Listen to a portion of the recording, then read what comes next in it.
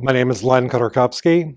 I worked on the Iran portfolio at the State Department as a senior advisor to the U.S. representative for Iran. I worked on the Iran Action Group during the height of the Trump administration's policy focus on Iran. So as part of the Iran team at the State Department, we kept track of what's going on the ground in Iran every day. In the morning, we would certainly look at various updates on the social front, political front, what's going on with the regime, what's going on with the people. And every so often, of course, we would see blips of protests here and there. I actually initially became aware of the upward trend in protests probably around December of 2017, January of 2018. There were some protests around that time. And I remember there was some discussion at the State Department that, how can we help the people have their voices heard on the global scale. Now, obviously, people have been protesting the regime for many years and many decades, but there have always been a blip of attention to them, but then things would get back to normal, or normal as the world would see them, and kind of sweep everything under the rug. I think what made the November 2019 protests different is, of course, we noticed that people were taken to the street, and like every other protest, we made sure to keep our eyes and ears open, and day by day, the protests seemed to grow. And in ways that were different than we thought the other protests grew. You saw people of different professions. You saw them branching out from not just students, but to blue-collar workers, not just in Tehran, but other cities that typically protests would not necessarily have grown to. And so we started paying a very close attention to that trend and try to ensure that we don't make the same mistake that the Obama administration made during the Green Revolution, where the people were asking the American administration, all free countries, to stand with them, and unfortunately, we missed that chance. We let them down. And Secretary Pompeo and Brian Hook and the whole Iran team was sure not to allow that to happen again. So we knew we were going to figure out ways to, number one, make sure the people's voices were heard.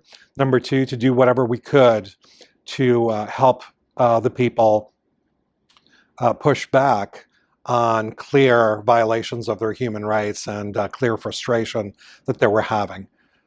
So that's essentially how we perked up to the protests.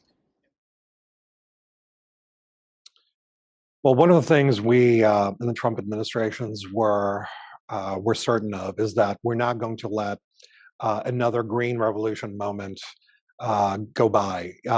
We were keenly aware of the opportunity that was lost by the Obama administration to stand with the Iranian people. And when we noticed protests gaining strength and growing to at least 150, 200 cities all over the country, crossing all sorts of demographics, people who ordinarily wouldn't have been on the street were on the street now. We knew this was one of those moments where it was important for the United States to stand with the Iranian people. And this is not just the worker bees like me who worked on Iran. This went all the way to the leadership, all the way to Brian Hook, Secretary Pompeo, and President Trump were now personally invested in making sure that the Iranian people and the world knew that the United States was wholeheartedly standing with the people of Iran. So once we saw that, there are many things that the American administration can do. Number one, just shining the spotlight on the situation from the United States is powerful enough. Where if America cares about it, the world cares about it. And so it was really important for us to come out and clearly say what we're for and what we weren't for. And you saw that from Secretary Pompeo, you saw that from President Trump, who not only made statements, but they made statements in Farsi on Twitter, on social media. There are a number of other things that the administration did proactively. One of the things that I recall is certainly the Secretary Pompeo was bold enough to open a digital channel to allow the Iranian people to submit evidence of human rights abuses, and he made sure to make to allow the victims ensure that there will be justice regardless of how things turned out. President Trump, tweeted in Farsi. Uh, we were talking to the media on a daily basis about this issue and using all of the powers, the PR powers of the State Department of the American government to bring attention to this issue. We also, in fact, were in touch with the digital social media companies. If you remember, one of the big things that happened during the protests is a complete shutdown of the internet in Iran, which has happened from place to place in the world before. It has never happened in Iran, and it has never happened on such a scale where it was a complete shutdown. That, I think, escalated the attention and the motivation that it gave us and that it gave other like-minded partners, not just in governments, but in civil societies all over the world to draw attention to this. Things like freedom of expression are really important to democracies. And at the very least, we wanted to make sure that the voices of the Iranian people were heard.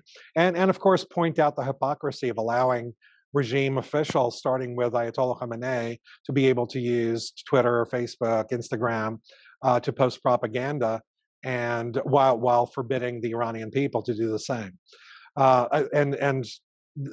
Those are some of the obvious things that are easy enough for anyone to do if they care to do it, and we made sure that we took advantage of the tools at our disposal to do it. Of course, as atrocities became apparent, as we've received evidence and videos and messages about specific incidences, the State Department used that evidence to specifically sanction judges and besiege thugs and anyone else that we can credibly identify as partaking in human rights abuses. Naturally, the regime succeeded in killing about 1,500 people in 3 to 5 days. And that is something that's going to be a stain on the regime, much like the Tiananmen Square massacre was a stain on the Communist Party in China. And I don't know that the regime will ever recover from such an atrocity against its own people, because in the eyes of the citizens of Iran, the regime, whatever legitimacy some people had for the regime, it no longer enjoys.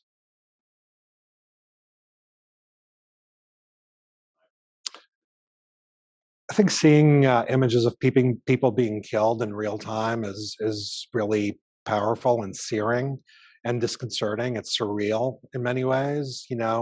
As much as our society is used to seeing news in real time, it's seeing something on this scale is really powerful and motivating at the same time. I think it became personal for many of us. We were looking at people with machine guns mowing down kids. We were looking at women lying on the street in pools of blood. We were looking at people much like ourselves or our children saying things that we're used to hearing on the streets of the United States or any democracy, and for protesters to have to pay with their lives in such a brutal fashion was really searing on many of us, and I think it gave us much of a boost to continue bringing this to the attention of the world and not to let up on the world's top state sponsor of terrorism. And I think it's really important to clarify that the State Department has designated the regime in Iran the top state sponsor of terrorism for 40 years. But what people don't usually associate with that is the terrorism against Iranian people. It's not enough that the regime assassinates and has assassinated people all over the globe on every continent, and that it continues to foment war and conflict all over the Middle East. But the people of Iran, as President Trump actually said, the people of Iran are the regime's longest suffering victims. And it's really important for us to be able to remember that. And anytime we get into the political ramifications of this deal or that deal, or giving democratic diplomatic legitimacy to this terrorist regime, I think it's really important to think of those people during the protests of November of 2019, during the protests of 2009, during the protests of the 80s, during the slaughter of people just after the revolution. This is not just conceptual. This is about human beings being slaughtered by a and very inhumane regime that is seeking even more power in trying in trying to attain a nuclear weapon.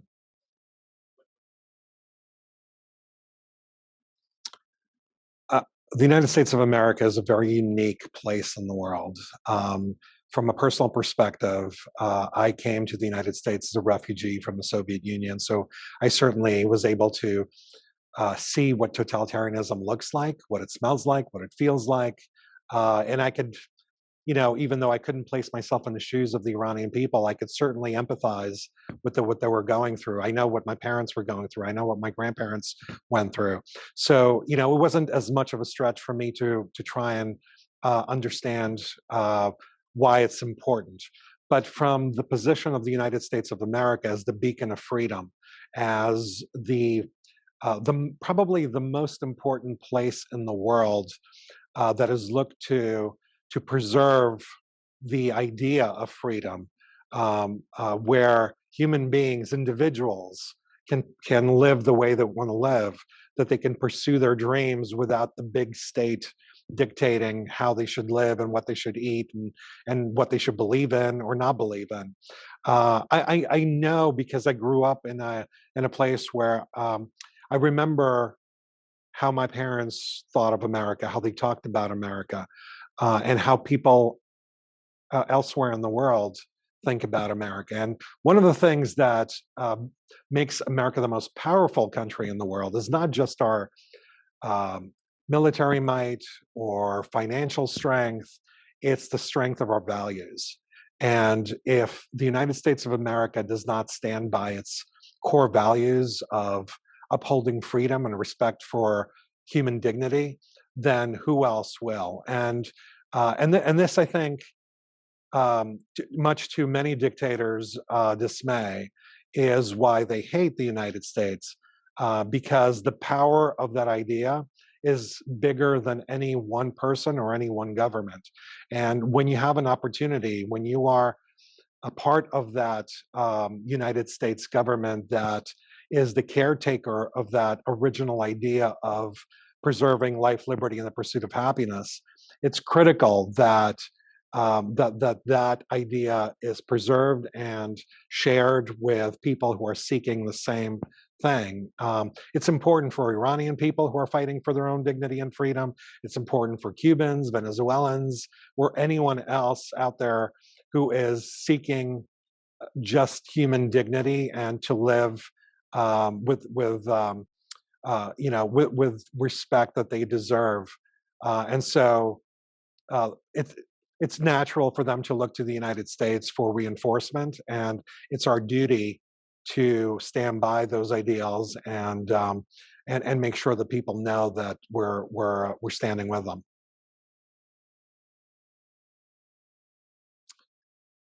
One day, you will see justice. It may not be today, it may not be tomorrow, but it's coming. I know it's coming because every dictatorship is destined for the ash heap of history, and the Iranian regime is destined for exactly the same place. And that day you will see justice for your children, for your sisters, for your brothers, for your parents. I particularly, I'm thinking right now of Puya Bakhtiari, uh, one of the folks that was brutally murdered during the protests, that whose story of this carefree young man who loved Elvis and loved America was simply out on the street with his mother, just asking for respect and human dignity, and then ended up being shot and dying in his mother's hands. And of course, Secretary Pompeo raised the level of awareness of Puya's story, and was thanked by his dad, Manoucher, who is now in prison. I am thinking of Puya. I'm thinking of everyone like him, who died not just in those protests, but in protests before, and those people whose name we don't even know, who are tortured and killed in the darkness of Evin prison, and under the weight of this heartless regime. But I am telling you, as sure as day follows night, that this regime will end up collapsing, and it's probably sooner than we all think. And that day, you will see justice for your loved ones.